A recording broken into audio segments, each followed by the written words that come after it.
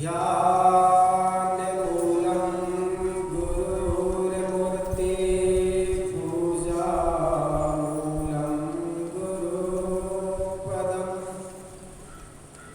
मन्त्रमूलं गुरुर्वाक्यं मोक्षमूलं गुरुर्कृपा गुरुर्देवो गुरुर्धर्मो गुरुर्निष्ठा परं तपः गुरुर्परं नास्ति नास्ति तत्त्वं गुरुपरम्। मंच पर विराजमान मेरे जीवन के पोषक वंदनीय संत समाज, सत्संग प्रेमी बंधुओं तथा ममतामयी माता, आज सत्संग का पहला दिन और पहला दिन का पहला सत्र प्रारंभ हो चुका। आज से ठीक 2 महीना पहले हमारे बीच भक्त श्री जीवधन राम जी साहू, पिता श्री मानक राम जी साहू का निधन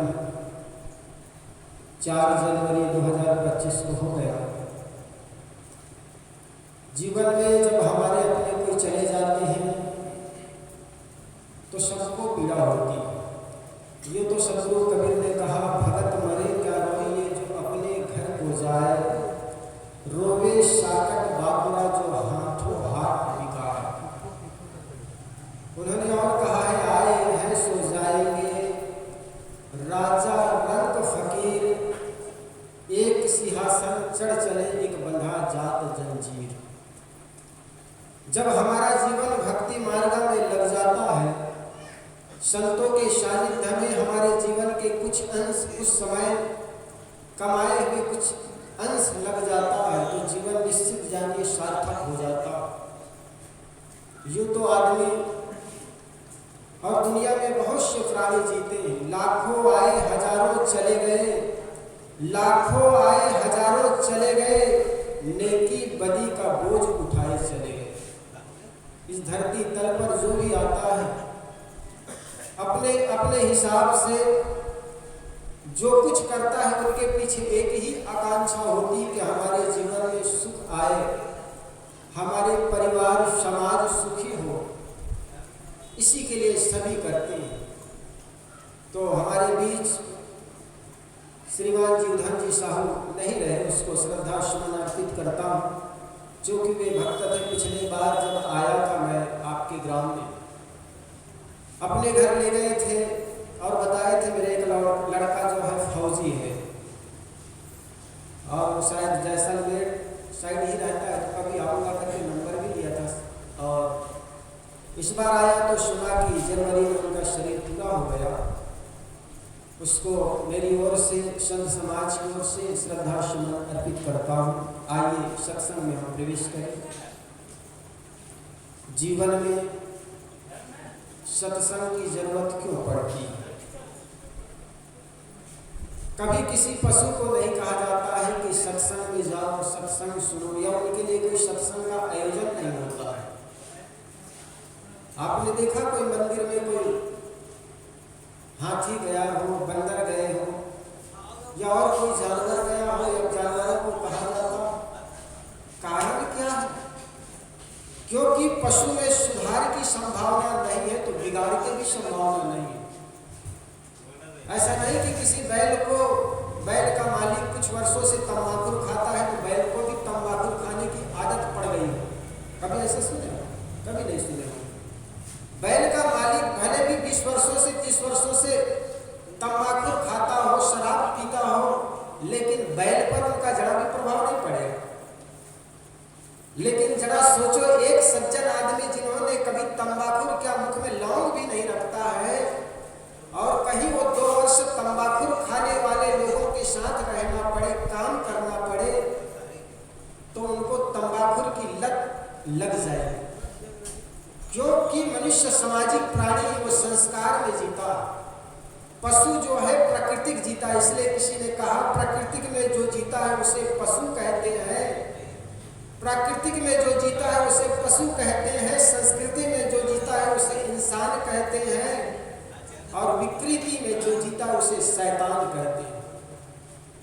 इंसान जो है संस्कृति में जीता है, एक दूसरे को सीख करके जीता है। तो आदमी में संगत का प्रभाव पड़ता है। इसलिए आदमी के लिए कहता है जैसा संग करोगे वैसा रंग चढ़ जाएगा। मानव को जैसा संग मिले, कपड़े को जैसा रंग मिले, वह उसी रंग में रखता है जीवन के कण-कण खिलता।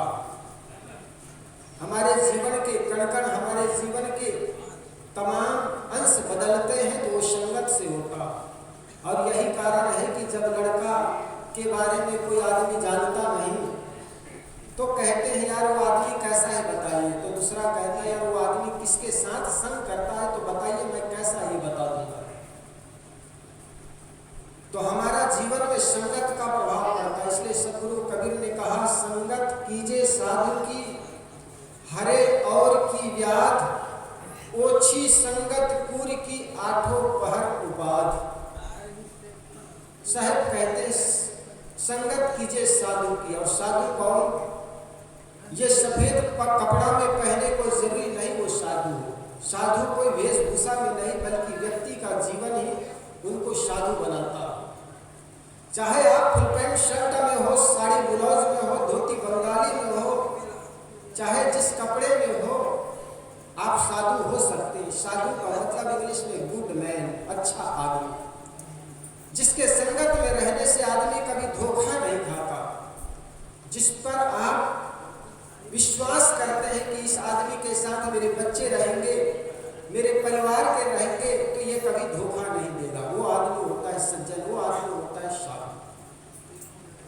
साधु का मतलब जिसको आपको पूर्ण विश्वास हो जाए उनके साथ रहने पर हमें कोई धोखा नहीं होगा, हमारे जीवन में कोई तकलीफ नहीं आएगी, बल्कि तकलीफ आएगी उसको भी वे हर लेंगे। इसलिए साहब कहते हैं हरे और की व्याध, वो दूसरे के दुख को हरण करता। देखो इंसान कोई दुखी हो और गोस्वामी तुलसीदास जी ने उनके लिए कहा पर दुख देख द्रवित, जो दूसरे को दुख को देख करके द्रवित हो जाए, पिघल जाए, वही तो संत होते हैं। हमारा हृदय की संवेदनाएं मर चुकी। कई बार होता है हम सोचते हैं हमारा मन दुखी व्यक्ति को देख करके भी दुखमय नहीं होता, पीड़ित व्यक्ति को देख करके भी जरा भी हमारे मन में आह नहीं होता। कारण क्या? आदमी की संवेदनाएं दिन प्रतिदिन मरती चली जा रही है। पड़ोस में कोई आदमी दुखियारा हो, आपके हृदय में जरा भी संवेदना न जगे, उनको जानने की चेष्टा ना हो कि क्या कारण है वो आदमी दुखी है, क्या मैं उनके पास जाकर के कुछ हल्का कर सकता हूँ? जाकर के बैठे। जब कोई आदमी दुखी हो उनके पास भी जाकर के बैठ जाइए, पूछिए भाई साहब कैसे है ना, तो आधी तकलीफ दूर हो जाती है। घर में कभी माँ बीमार हो, पिता कभी माँ बीमार हो, बूढ़े हो या खाट में लेटे हो ना, तो शाम के समय जाकर के उनके पैर भी छू दो ना, पिताजी कैसे हैं? भले दिन भर आप काम करके आए, भले उनके पैर ना दबाए, लेकिन जाकर के माँ के खाट के पास जाकर बैठना, पिता के खाट के पास बैठ करके कहना माँ कैसी हो, आज तबीयत कैसा है, उनका आधा तकलीफ हट जाता। संवेदनशील व्यक्ति के मन में ऐसा होता है।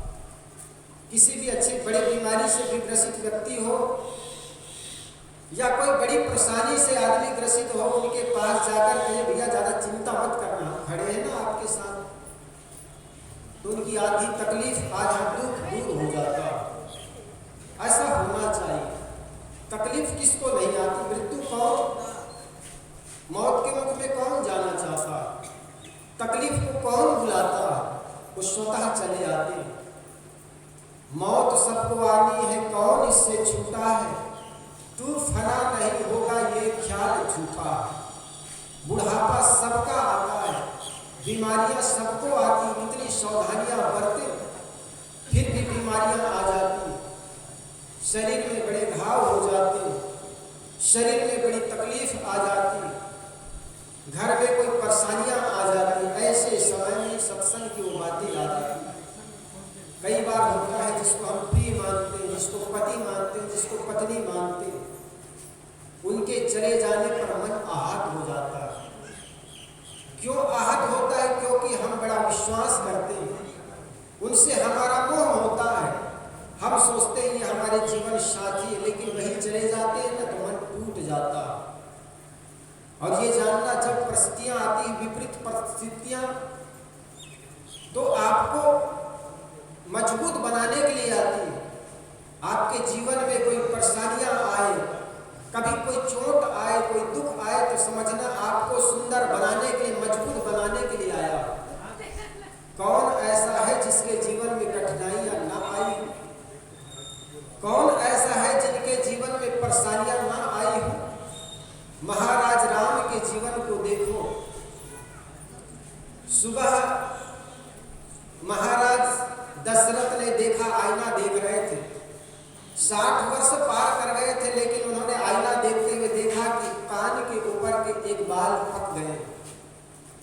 उनके मन में हुआ, अब तो मैं वृद्ध हो गया हूँ, बूढ़ा हो गया हूँ, तो क्यों ना बड़ा लड़का महाराज राम को मैं राज तिलक कर दूं। और ये मन की बात को लेकर के अपने गुरु वशिष्ठ के पास गए। वशिष्ठ से कहा, गुरुजी अब मैं बूढ़े हो गए, मेरे बाल के कान के ऊपर का बाल पक गया, इसलिए मैं चाहता हूं कि मेरे प्रिय पुत्र को राज तिलक दे दी जाए, राजगद्दी। वशिष्ठ ने कहा, इससे बड़ी सुखद समाचार और क्या हो सकता है? ऐसा विचार और क्या हो सकता है? ये बहुत अच्छा विचार है। फिर राजा दशरथ ने कहा, कल ही क्यों ना राज तिलक कर दिया जाए। इतनी अच्छी शुभ घड़ी मान करके कहा जाता है, दोनों में विचार विमर्श हुआ, राजा दशरथ और वशिष्ठ में, और पुत्र को बुला करके कहा, बेटा कल प्रातः तुम्हारे राजगद्दी हो जाएगी, राज तिलक किया जाएगा। महाराज राम ने कहा, पिताजी हम चारों भाई में से एक ही साथ जन्मे, कोई आधा घंटा पहले, कोई 1 घंटा पहले, इसमें बड़ा छोटा कौन है? महाराज ये तो तीनों चारों भाई एक ही साथ जन्मे थे, कुछ घंटा भर पहले, कुछ घंटा भर बाद। तो महाराज राम कहने लगे, पिताजी हम चारों एक साथ जन्मे हैं, राज्य के अधिकारी हम चारों होते हैं, और मुझे केवल एक को राजगद्दी देना ये जास्ती होगी, तो क्यों ना हम चारों को एक साथ राजगद्दी दिया जाए। राजा दशरथ समझाते, नहीं बेटा तू सुयोग्य है, बड़ा है, और बड़े होने के नाते बड़े भाई को राज तिलक देना चाहिए। उनके मन में जरा भी उत्साह नहीं हुआ, खुशी नहीं हुई। जिस प्रकार उनके मन में राज मिलने पर उत्साह या खुशी नहीं हुई, ठीक उसी प्रकार शाम के समय उनको बुला करके कहा, बेटा तुम्हारा राज तिलक नहीं बल्कि 14 वर्ष का वनवास और भरत का राजगद्दी होगी। तब उनको जरा भी दुख नहीं हुआ। जरा सोचिए, एक पिता को आज कहे, बेटा ये भवन का मालिक तुम हो, और सुबह शाम रात्रि होते होते कहे कि नहीं ये मालिक तुम्हारा छोटा भाई होगा, तुम्हें तो बियारा में जाकर नया मकान बनाना पड़ेगा। तो पिता लड़का क्या करेगा? मुकदमा कर देगा, जो चाहेगा वो लड़ाई करना शुरू कर देगा। हमारे यहाँ ऐसा ही होता। लेकिन महाराज राम ने ऐसा कुछ कहा नहीं। राजा दशरथ ने कहा भी कि तुम्हारी मां कैकेयी मुझे भरत के लिए राजगद्दी मांग रही है और तुम्हारे लिए 14 वर्ष का वनवास, तो बेटा ऐसे कर, मेरी भी बात रह जाएगी और उनकी भी बात रह जाएगी। तुम अभी सारे सेनाओं के सेनापति, मुझे जेल में डाल दो और राज्य का संचालन करो। लेकिन महाराज राम ने कहा, नहीं पिताजी ऐसी कोई बात नहीं। अगर प्रकृति ने मुझे 14 वर्ष का वनवास मेरे जीवन में विधाता ने लिखा है तो उसको मुझे करना चाहिए।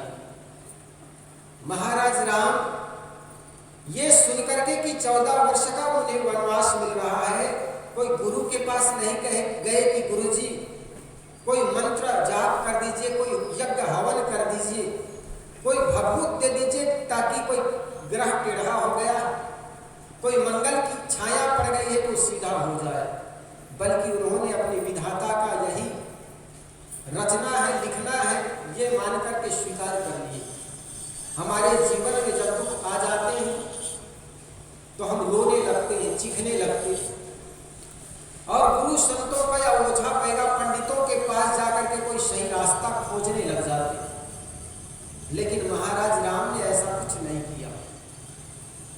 जंगल में गए, वनवास हुआ, जंगल गए, मां सीता का हरण हुआ, पत्नी की हरण, भाई का शक्तिवान, ये सब ये झेले। उनके जीवन में कितना दुख आए। महात्मा बुद्ध के जीवन में कितना दुख आया, लेकिन वो समस्या में उनके जीवन और निखार आ गए। अगर महाराज राम अयोध्या नगरी में रहते तो केवल राजकुमार या राजा राम कहलाते, लेकिन 14 वर्ष का वनवास भोग करके आए तो भगवान राम कह करके लोगों ने अपनी आंखों में बसा लिया। तो जितने आपके जीवन में समस्याएं आएंगी उतना ही आपके जीवन में निखार आएगा और जीवन में उतनी ही चमक आती है। समाज के लोग उतना ही सर आंखों में बिठा लेते हैं। इसलिए अगर समस्याएं आती तो कभी डरो मत, घबराओ मत, बल्कि और उससे बन करके समस्याओं का हल खोजो। जो आदमी समस्या से टूट जाते हैं वो कभी ऊपर नहीं आ पाते, और जो आदमी समस्याओं से लड़ने जानता है उसके जीवन में निखार आ जाता है। इसलिए मैं कहता हूँ समस्याएं आएंगी, दुख आएगा, लेकिन कभी घबराओ मत।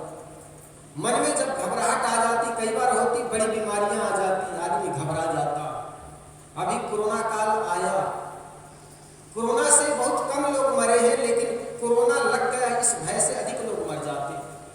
जब आप भयभीत हो जाते हैं तो वो रोग, वो बीमारी और हावी हो जाती है आप पर, वो बीमारी और बढ़ जाती है। इसलिए उसे बड़े धैर्यतापूर्वक, साहस पूर्वक उसको देखें, समझें, कारण क्या है, मेरे ही जीवन में दुख आया, इसका हल कैसे होगा। लेकिन जब हल खोजने के बजाय हम पर वो बीमारी और हावी हो जाती है तो और बड़ा रोग बन जाता। इसलिए जीवन में समस्याएं आएंगी। कौन ऐसा व्यक्ति है जिसके जीवन में कोई गलतियां ना हो, भूले ना हो? सबसे भूल होती है, लेकिन वही भूल करोगे तो गप्पू नाथ कहाओ। सदगुरु अभिलाष साहब जी कहते हैं, एक बार भूल होए 52 वीर कहावे, और बार बार भूल करे तो गप्पू नाथ कहावे। जीवन में वही गलती बार बार ना हो, ये ख्याल रखें। किसी संत ने कहा, जीवन में जितने दुख दिखते हैं निज दोषों के कारण है, जिनमें इतना ज्ञान नहीं वे दोष मिटाना क्या जाने। हमारे आपके जीवन में जो भी दुख दिखते हैं वे हमारे अपने कर्मों के परिणाम, वही तुमको मिल रहा है जो कि पहले से दिए हो, उसी का फल सामने है, सुख अशुभ जो कुछ किए हो। इसलिए जीवन में कुछ देने का भी मन बनाइए। हमारे पास शरीर अच्छा है, स्वास्थ्य अच्छा है, धन है, तो औरों को भी देते रहिए। हमारे पास जो धन है केवल हमारे उपभोग में भी खत्म न करें, बल्कि वही धन जो देते हो वो लौट करके आता। इसलिए ऐसा कुछ करते रहे जो आगे काम आए। इसलिए किसी संत ने बड़ा अच्छा कहा, कर ले कमाई ऐसी जो साथ जा सके, अवसर पड़े जो राह पर काम आ सके, कर ले कमाई ऐसी जो साथ जा सके। गांव में एक परिवार था, बड़ा गरीब परिवार था। गरीबी की चर्चा करना बड़ा सरल होता है साहब, लेकिन जीवन में गरीबी आए तो उससे लड़ना बड़ा मुश्किल होता। गांव में एक गरीब परिवार था, शहर में जाकर के काम करता, लेकिन पत्नी घर में रहती, पड़ोस में जाकर पोछा चौका और बर्तन साफ करती, उससे जो मिलता उससे जीवन गुजारा करता। एक दिन की बात, पत्नी गर्भवती हुई। उस घर के मालिक को लगा कल मैं बाप बन जाऊंगा, एक दिन बाप बन जाऊंगा, कल का कुल का दीपक पैदा हो जाएगा, कुल को आगे बढ़ाने वाला कुल का अंश पैदा हो जाएगा। बड़ी खुशी हुई उनके मन में, पिता बनने की भी खुशी होती है साहब। लड़का के मन में उमंग था, खुशी थी। एक दिन काम करने के लिए शहर जा रहा था, लेकिन गाड़ी के नीचे आ गया। कल क्या हुआ, क्या खाए क्या पिए, इसको तो बता सकते हैं साहब, लेकिन कल क्या होने वाला है इसको आप ना बता सकते हैं ना लिख सकते हैं। वो लड़का के मन में बड़ी खुशी हुई, एक दिन मेरे घर में कुल का दीपक पैदा हो जाएगा, कुल का अंश आ जाएगा, कुल को आगे बढ़ाने वाला कुल दीपक पैदा हो जाएगा। लेकिन जा रहा था, अचानक गाड़ी के नीचे आ गया, उनकी मौत हो गई। पत्नी गर्भवती थी। पत्नी सोचती अब पति तो चले गए, मेरा जीवन का क्या, मैं भी नष्ट कर दूं। फिर सोचती है मेरे पति की इच्छा थी कि लड़का जन्म लेगा, लड़के को खूब पढ़ाएंगे लिखाएंगे, नाम घर का रोशन करेगा, तो क्यों ना मेरे गर्भ में पल रहा बच्चा को जन्म देकर उनको इनके पिता की इच्छा को पूरी करूं। उस माँ ने थोड़े दिन में एक लड़का को जन्म दी। लड़का धीरे धीरे बड़ा हुआ। माँ पड़ोस में पोछा चौका लगाने जाती, झाड़ू पोछा लगाने जाती, कुछ पैसा मिलता, घर के खर्च करती, खर्चा निकालती, बच्चे को पढ़ाती। ऐसे करते करते बच्चा अब 4-5 वर्ष के हो गए। जब लड़का 4-5 वर्ष का हो गया तो एक दिन माँ बीमार पड़ गई। माँ सोचती है अब मेरा शरीर पूरा हो जाएगा, ऐसा लगता है, कई बार होता है जब बीमारी आ जाती तो ऐसा लगता है मेरा शरीर पूरा हो जाएगा, छूट जाएगा, आदमी धैर्यता छोड़ देता है। और माँ के मन में हुआ कि अब लड़का कैसा करेगा, कौन पालेगा, उनके मन में ये चिंताएं छा गई।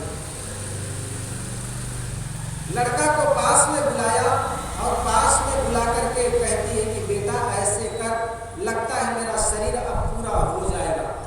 लड़का कहता है माँ ऐसा क्यों कहती, अभी 2 पैसे जेब में है ना, मैं जाता हूँ दवाई के दुकान में, मेडिकल में, और 2 पैसे की दवाई लाकर आपको दे दूंगा, आप ठीक हो जाओगे। लड़का गया दुकान में, 2 पैसे की दवाई लाया, ला करके अपनी मम्मी को खिलाई, मम्मी खाई, फिर भी दवाई बीमारी ठीक हो ही नहीं। माँ को ऐसा लगने लगा अब शरीर पूरा हो जाएगा।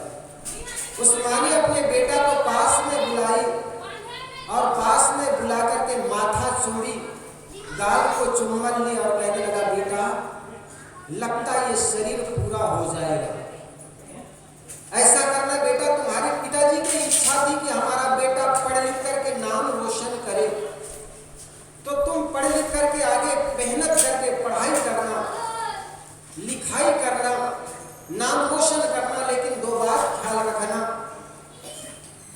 कभी जीवन में बड़े आदमी बन जाओ तो कभी अभिमान मत करना। अभिमान व्यक्ति को आगे बढ़ने नहीं देता है, और कभी जीवन में गरीबी आ जाए तो स्वाभिमान को गिरने मत देना, क्योंकि स्वाभिमान आदमी को कभी नीचे गिरने नहीं देता। व्यक्ति के जीवन में स्वाभिमान हो तो आदमी जीवन में कभी गिरता नहीं है, और आदमी के मन में अभिमान हो तो आदमी कभी आगे बढ़ता नहीं। इसलिए बेटा ख्याल रखना, कभी आपके जीवन में अमीरी आ जाए, बड़े आदमी बन जाओ तो कभी अभिमान मत करना, और अगर जीवन में गरीबी आ जाए तो स्वाभिमान को गिरने मत देना। ऐसे करते करते वो माता जी का शरीर पूरा हो गया। 8-10 दिन तो आस पड़ोस गांव के लोग आए थे, कुछ दान दे गए थे, वो पैसे से जीवन गुजारा करता। लेकिन जब 17-18 दिन बीत गए, आसपास के लोग जो आए थे चले गए, सहानुभूति जताकर चले गए। उसके बाद घर में खाने की तंगी होने लगी। लड़का स्कूल भी जाता था, लेकिन स्कूल जाना भी छूट गया। घर में तंगी हुई, भोजन नहीं था, तो लड़का ने सोचा जाकर के कुछ मेहनत करूं। मजदूरी के लिए गया तो, लेकिन मजदूरी कौन दे, क्योंकि बाल मजदूर को पुलिस वाले पकड़ के ले जाते। वो जिनके पास मजदूर लेने जाता, मजदूरी करने जाता, वो इनकार कर देता, भैया आपको कौन मजदूरी देगा, आपकी उम्र बहुत छोटी, अभी 6 वर्ष हुआ। मजदूरी देने से इनकार कर देता। 2 दिन बीत गए, कुछ खाया नहीं, तो मन में बड़ी पीड़ा हुई, भूख लगा। उन्होंने सोचा आज तो चलो। वो गया तो एक पार्क में एक माली पानी डाल रहा था। सुबह का समय था, माली पार्क में पानी डाल रहा था। उनके पास जाकर कहे चाचा मुझे काम दोगे? उसने कहा कि भाई जाओ, मेरे पास काम धाम का। छोटा सा बच्चा टावर जानते हो? राजस्थान में टूर टावर कहते हैं, यहाँ लोग लेखा कहते हो, बाल बच्ची। तूने कहा छोटा सा टावर, छोटा सा बच्चा, तुम्हें कौन नौकरी देगा? उन्होंने कहा नहीं चाचा आप बैठे रहिए, पानी मैं डाल देता हूँ, छोटा सा काम है, मुझे कुछ देना मत। उस माली के मन में दया आई। उन्होंने कहा भाई मैं बैठा रहता हूँ, ये पानी डाले घर जाए क्या? वो माली दिन भर बैठा रहा, बच्चा दिन भर पानी पिलाता रहा झाड़ों में। शाम होते होते उनके मन पिघल गया।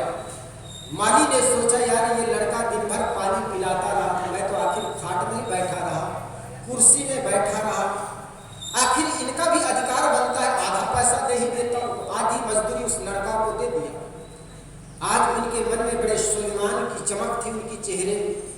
घर में आया, कुछ सामान लाया राशन पानी का, उससे 2-3 दिन तो निकल गया, लेकिन तीसरा दिन फिर वही घर में तंगी आ गई। 1 दिन 2 दिन, बच्चा कितने दिन सहे? बड़े हो बुजुर्ग हो तो सहने और साहस होगा, लेकिन बच्चे हो तो उनके अंदर साहस और धैर्यता छीन हो जाती, रहती नहीं, ताकत कम होता। उनके मन में 2 दिन तो भूख रह गया, लेकिन तीसरे दिन उनके मन का धैर्य टूटने लगा। एक तरफ तो माँ की याद आती बातें कि बेटा किसी के सामने मांगना मत, हाथ न फैलाना, स्वाभिमान को कभी गिरने मत दे। दूसरी ओर उनके भूख इतना अधिक कि जाकर के किसी के घर में मांग लूं, और मांग लूं करके गया एक दरवाजा के सामने, दरवाजा को खटखटाया। वो मांगने तो गया था रोटी दे देना, लेकिन दरवाजा एक सुभ्रांत स्त्री, एक सुभ्रांत माता जी ने जब दरवाजा खोली तो रोटी के बजाय, मांगने तो गया था रोटी, दरवाजा खोले तो उन्होंने कहा माँ पानी दे दे। क्योंकि माँ की बात याद आ गई। उनकी माँ ने कहा बेटा सुलेमान को कभी गिरने मत देना, किसी के सामने मांगना मत। मांगने तो गया था वो रोटी, लेकिन माता को देख करके उनका विचार बदल गया। वो कहने लगा माँ पानी दे दो। उस माता जी ने देखा कि लड़का ऐसा लगता है 2 दिन से कुछ खाया नहीं और ये पानी मांग रहा है, तो अंदर गई तो कुछ फल फ्रूट तो था नहीं, लेकिन 1 गिलास पानी से भरा हुआ लेकर के आई और उस लड़का के सामने बढ़ा दी। लड़का ने जान नहीं पाया कि ये पानी है कि दूध, बिल्कुल गटागट एकदम से पी गया और पीने के बाद पता चला ये पानी नहीं बल्कि दूध था।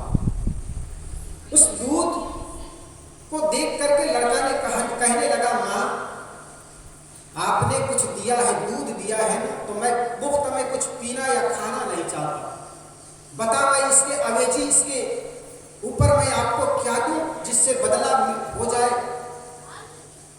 उस माता जी ने कहा ये लड़का तो 2 दिनों से भूखा और ये देने की बात कहता है, जाने तू क्या देगा आखिर? लड़का ने कहा नहीं माता जी आपने मुझे 1 गिलास दूध पिलाई है ना, तो मैं आपको कुछ देना चाहता हूँ। उस लड़का ने जब हट किया तो उस माता जी ने कहा कि बेटा तू कुछ देना ही चाहता है, तो जिस प्रकार आज तू 2 दिनों से भूखा था, मैं तुम्हारे काम आई हूँ, ठीक इसी प्रकार तुम भी किसी के काम आना।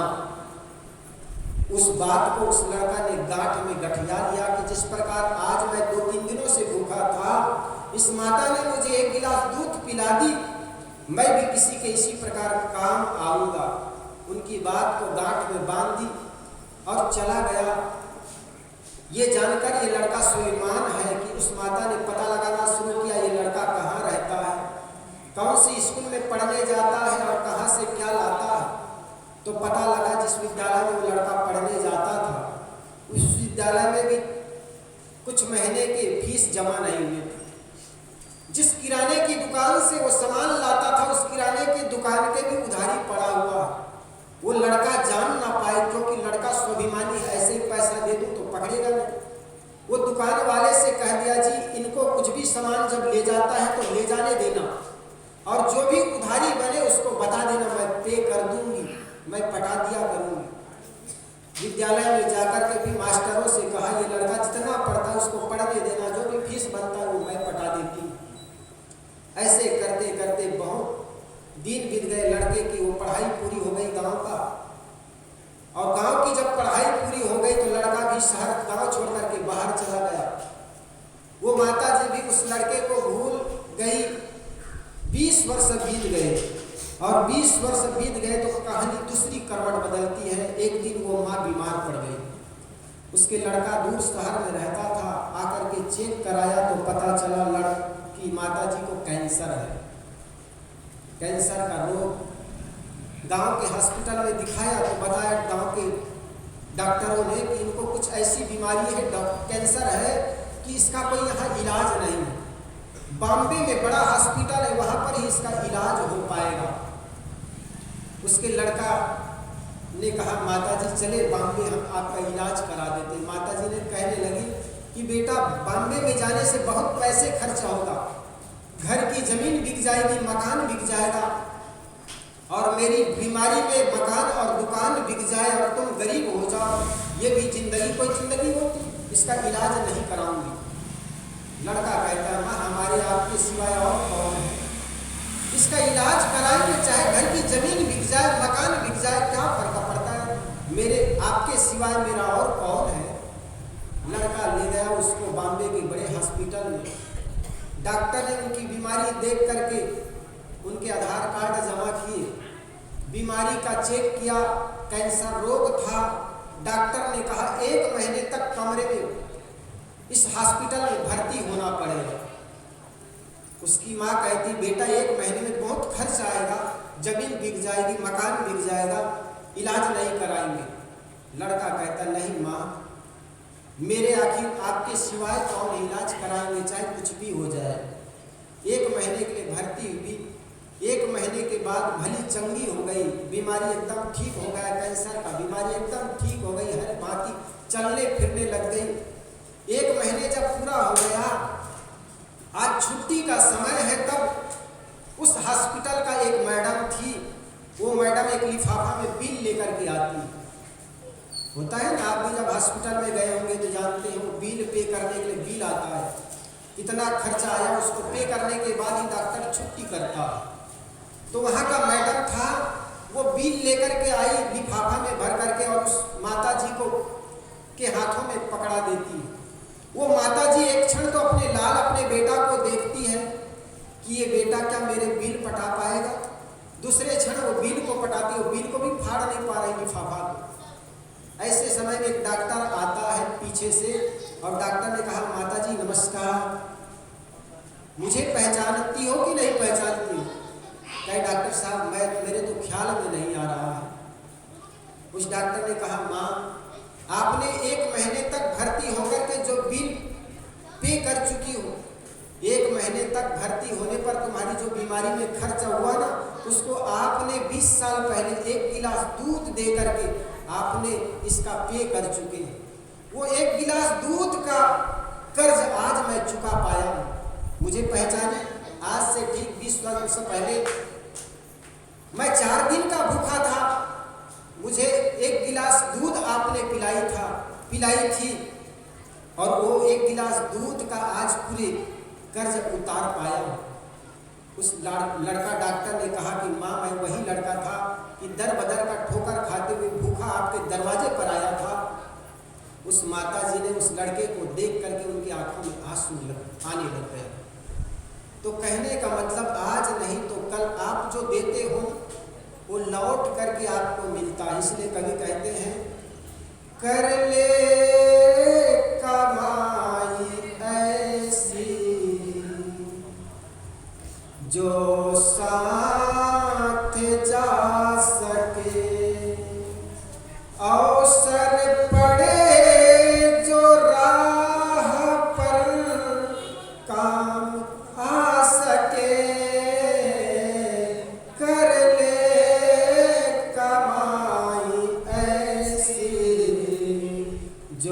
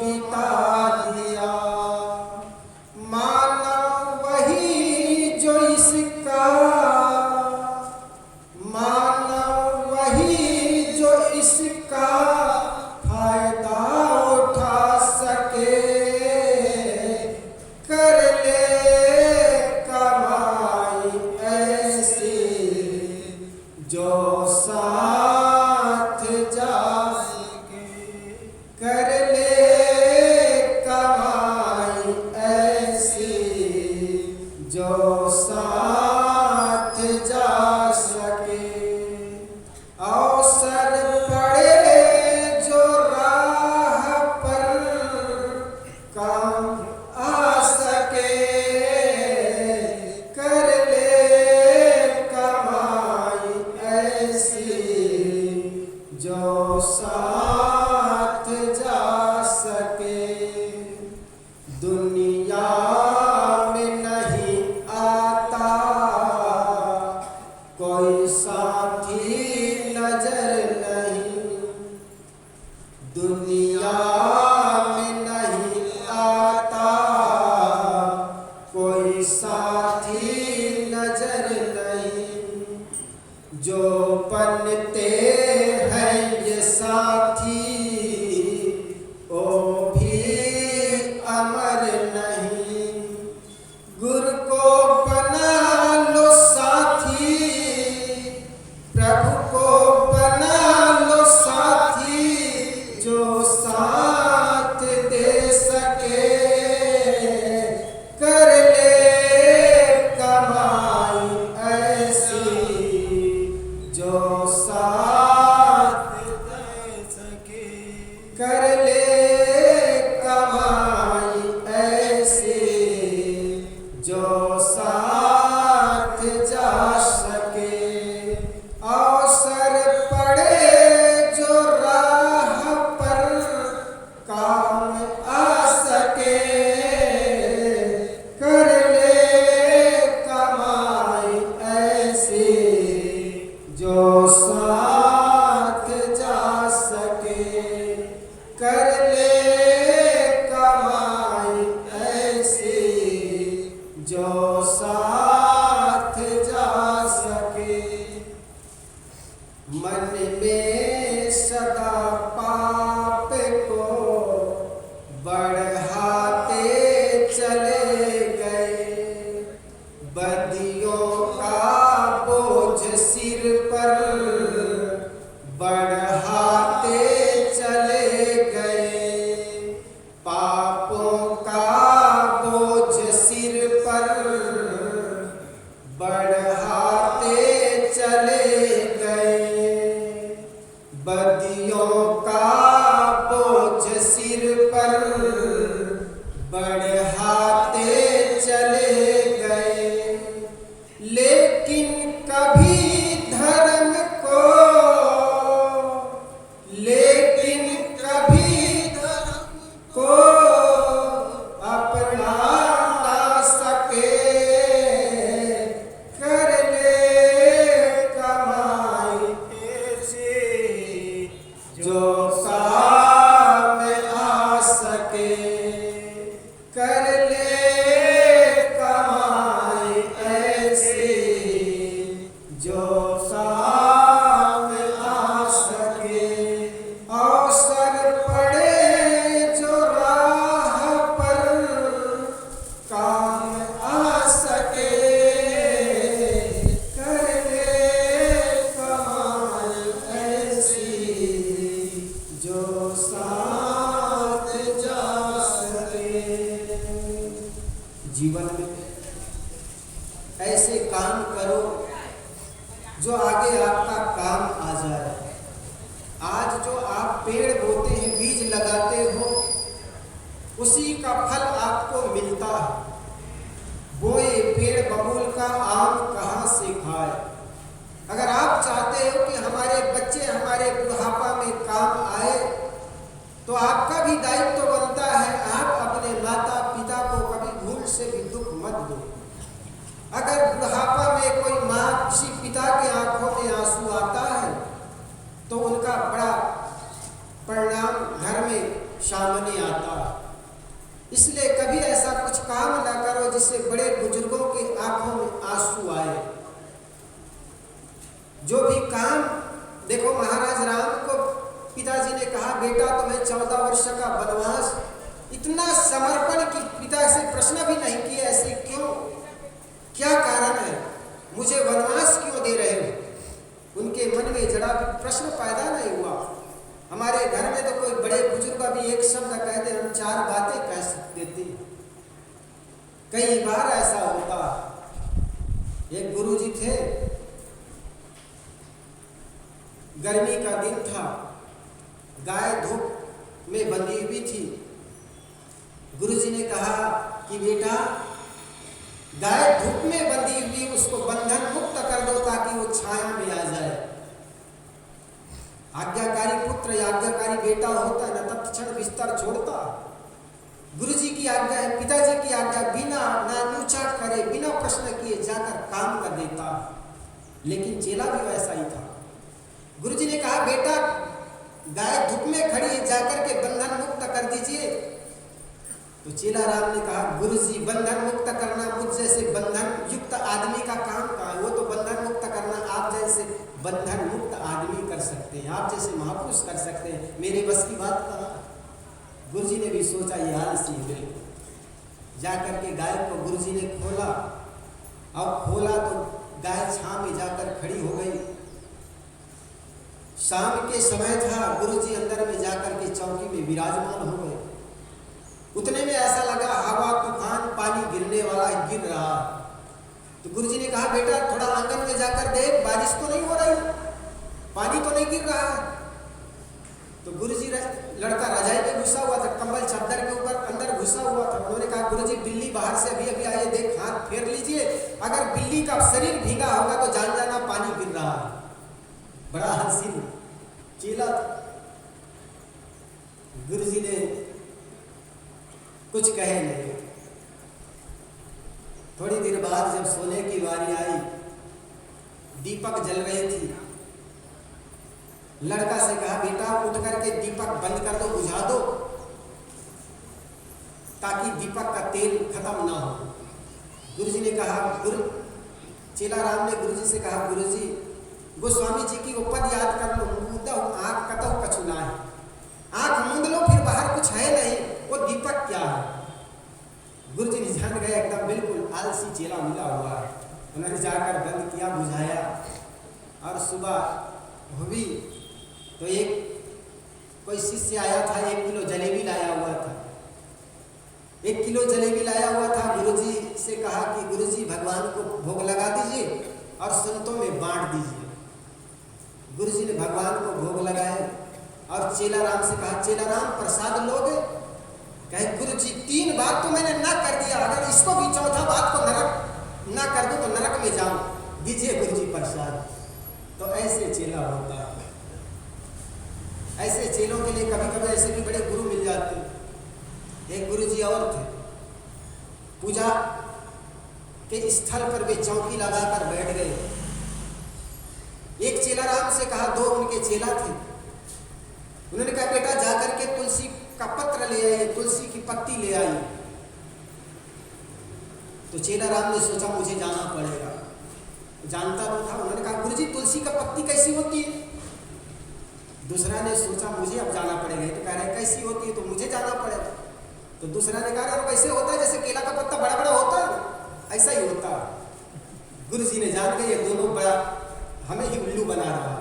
तो गुरुजी भी ऐसे गुरुजी नहीं थे, उन्होंने चौकी में बैठा हुआ था। उन्होंने कहा बेटा मैं तो चौकी में बैठ गया हूँ, मैं तो जा सकता नहीं, और ये तो जानता नहीं, और तू कहते हो केला के पत्ते जैसे बड़े बड़े तुलसी के पत्ते होते हैं, तो ऐसे करो दोनों को उठाओ चौकी को और उस बगिया में ले जाओ जहाँ का तुलसी का पत्ती होती है।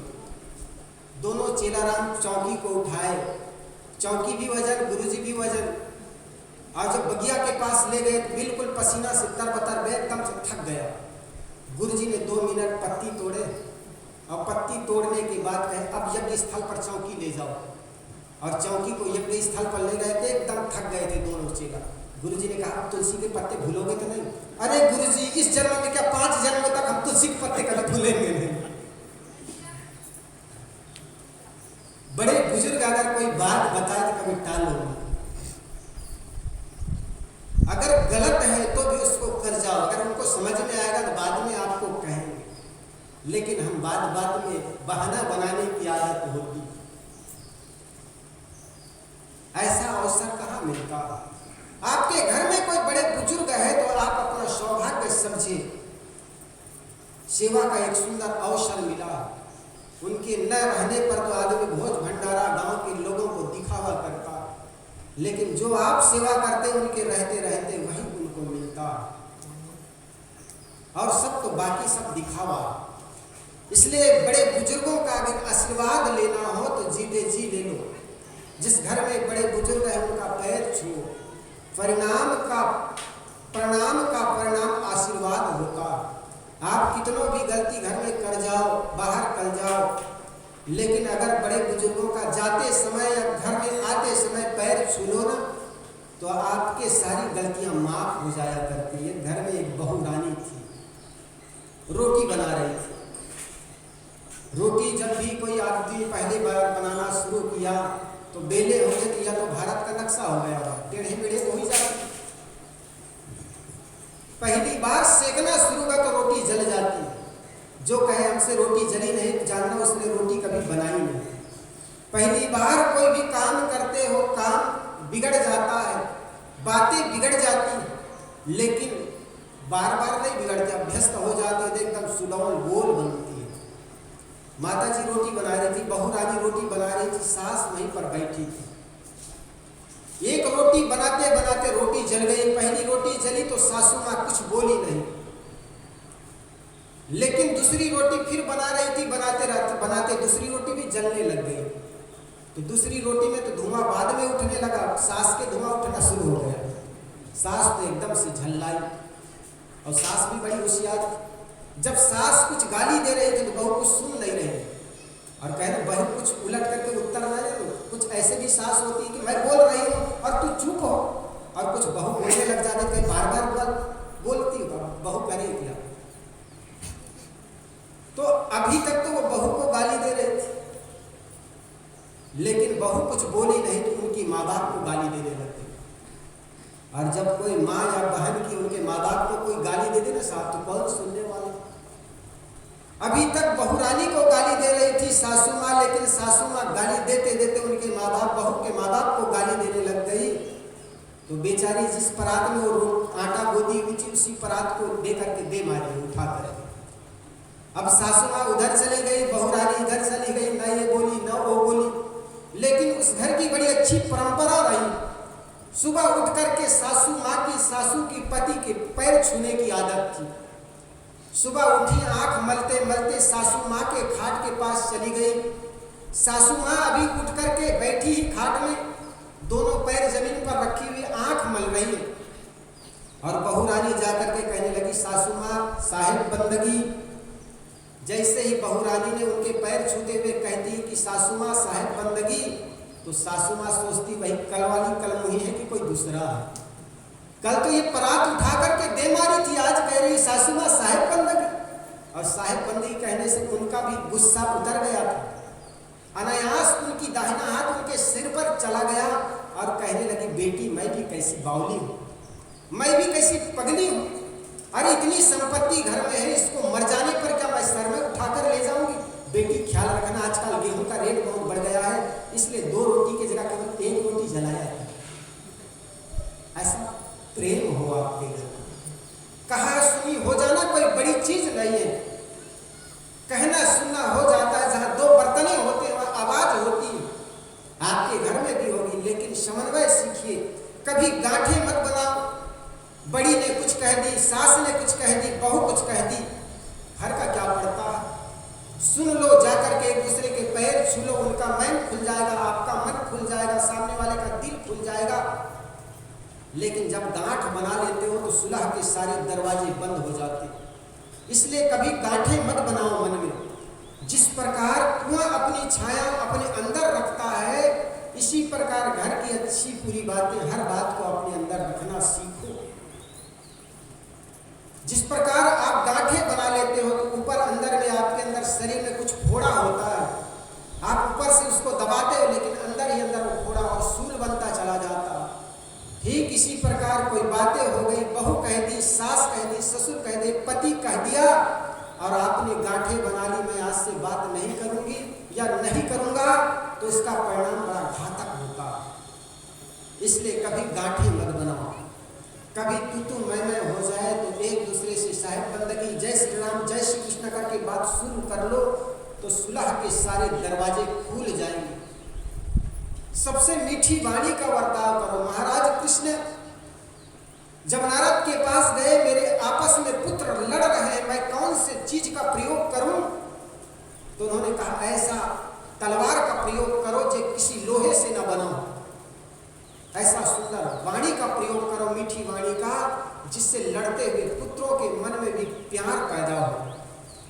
सबके घर में होता है साहब। महाराज कृष्ण के परिवार में भी आपस में शराब पी पी करके लड़ने लग गए थे। आपके घर में भी ऐसा कुछ होता है तो आप समन्वय की बात करें, जिससे आपके घर में समता आए, एकता आए। आपस में लड़ लेना, झगड़ लेना, लेकिन आपस में बात करना कभी बंद मत करना। अगर बात बंद कर लेते और सुलह के सारे दरवाजे बंद हो जाया करते। इसलिए झगड़ा हो जाना कोई बड़ी चीज नहीं, गांठे कभी बनाना मत। बड़े बड़े घरों में हो जाता है। महाभारत युद्ध क्यों हुआ? बहुत छोटी छोटी बातों को लेकर के घर में झगड़ा होता है। किसको मैंने पानी मांगा और पानी नहीं दिया, या मुझे सब्जी थोड़ी कम दी या उसको ज़्यादा दे दी। ये छोटी छोटी बातों को लेकर के घर में झगड़ा होता। भाई भाई में होता है तो 2 इंच जमीन भाई ने इधर कर दिया कि उधर कर दिया। ऐसी छोटी छोटी बातों को लेकर के आदमी झगड़ा लड़ता है और इसका परिणाम बड़ा घातक होता है। आपस में कभी किसी बात को लेकर के कोई बात हो जाए तो आपस में समन्वय करो। एक कहानी सुना करके मैं अपनी बात विराम करूंगा। 2 भाई थे, दोनों भाई में बड़ा प्यार था, प्रेम था। कभी सत्संग में जाते तो बतासा मिल जाता, उसको भी धोती में गठिया कर घर आ जाता और दोनों भाई आपस में बैठ करके उस जलेबी को प्रसाद के रूप में ग्रहण करता था। बड़ा प्यार था। कभी स्नान करने तालाब में जाता तो दोनों साथ साथ जाता। कभी किसी के घर में कोई मेहमान बन के जाना होता, दोनों भाई साइकिल चलाते हुए जाता। बड़ा प्यार था साहब। एक दिन उनके पड़ोस का एक व्यक्ति के मन में ईर्ष्या पैदा हो गई, जिसको आप कहते हो अखुट्टा, कुछ होता है ना छत्तीसगढ़ में।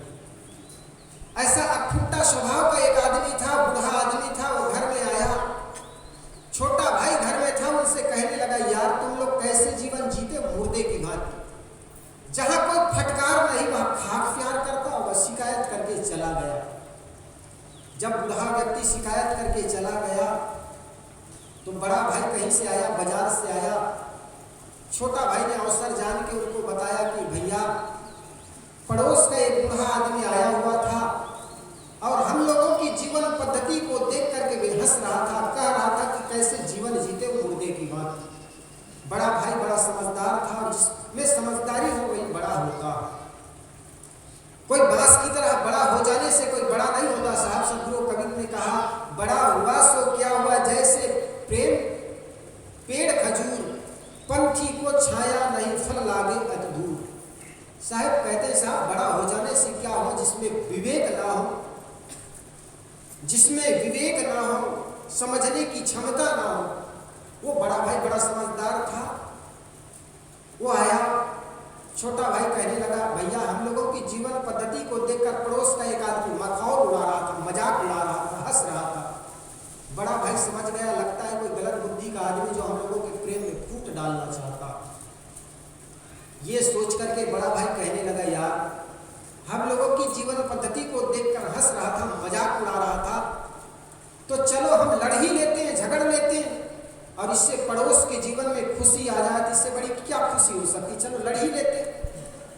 छोटा भाई ने कहा, भैया लड़ने का कोई कारण तो हो, बिना कारण के कौन लड़ता है। एक भजन गाते हो ना, एक झोली में फूल खिले हैं, एक झोली में कांटे रे, कोई कारण होगा। जैसी करनी वैसी भरनी, प्यार मिले या चांटे रे, अवधारण होगा। जीवन में कोई भी कारण घटना घटती, उसके पीछे कारण होता है। तो छोटा भाई कहने लगा, भैया हम लोग लड़े तो बिना कारण के लड़े कैसे। बड़ा भाई ने कहा, पगला कारण बनाया जाता है। छोटा भाई ने कहा, भैया मुझे तो आता नहीं, आप ही शुरू करें। दोनों भाई 2 कुर्सी में बैठे हुए थे, बीच में टेबल रखा हुआ था और टेबल पर एक टेबल घड़ी रखी हुई थी। बड़ा भाई ने उस टेबल घड़ी की ओर इशारा करके कहा कि भाई इसी को कारण बनाते हैं। छोटा भाई ने कहा, भैया मुझे तो आता नहीं, आप ही शुरू करें। बड़ा भाई ने उस घड़ी की ओर इशारा करके कहा कि भाई ये घड़ी मेरी है। छोटा भाई ने कहा, हाँ भैया ये घड़ी आपकी है। बड़ा भाई ने कहा, पगला फिर झगड़ा कैसे। अरे मैं कहता हूं ये घड़ी मेरी है तो तुम भी कहो घड़ी मेरी है, तब तो झगड़ा होगा जी। छोटा भाई की आंखों में बरबस आंसू आने लगे।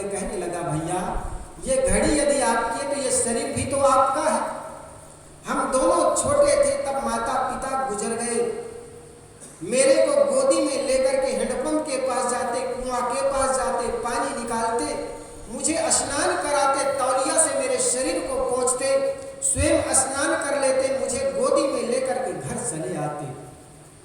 सूखी रोटी और सब्जी तो आप खाते, लेकिन दूध और दही की बारी आती तब मेरे तरफ आगे बढ़ा देते, कहते मेरे राजा भाई खाएगा। कई बार आपके शरीर में नखों से खरोच मारा, कई बार आपके शरीर को दांतों से काटा, लेकिन प्रेम में कमी नहीं आई। तो ये छोटी सी घड़ी यदि आपकी, तो ये शरीर भी तो आपका। अगर एक बार प्रेम टूट जाए तो दुनिया में ऐसा कोई बाजार नहीं जहां पर प्रेम खरीदा जा सके।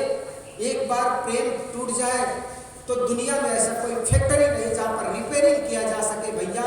लेकिन एक घड़ी जोधपुर, जयपुर, रायपुर में जाकर पुनः खरीद सकते हैं। बहुत से ऐसी बड़ी बड़ी फैक्ट्रियां हैं जहां पर घड़ियां बनती है, लेकिन प्रेम एक बार टूट जाए तो कोई ऐसी जगह नहीं जहां पर हम जाकर के रिपेयरिंग करा सके। ऐसा प्रेम जहां होगा वहां झगड़ा होगा। दोनों भाई घी का व्यापारी थे। एक व्यक्ति उसी समय घी लेने आया। बड़ा भाई ने कहा, भाई घी का मटका ऊपर रखा हुआ। पहले जमाने में लोग घी मटका में रखा करता।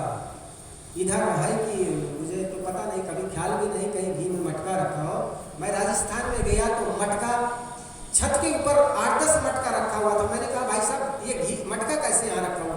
साहब हमारे पूर्वज लोग मटका में घी रखा करते थे। हमारे आश्रम के पास एक महाराज हुए, जाम्बेश्वर महाराज, उनके यहाँ जमीन के अंदर एक हौद बना हुआ, घी से भरा हुआ होता। जो उनके भक्त होते हैं ना, रोज तो नहीं, वो महीना में 1 किलो आधा किलो घी ले जाता है, उस टंकी में डालते हैं। राजस्थान घी के लिए प्रसिद्ध है, क्योंकि वो पहले मुख्य व्यवसाय था पशुपालन।